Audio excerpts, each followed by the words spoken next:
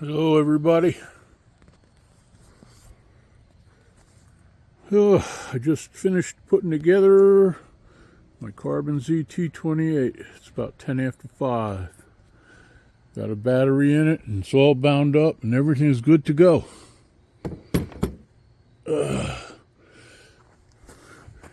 Our landing gears.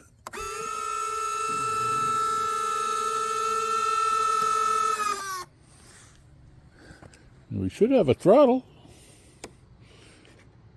There it is, throttling.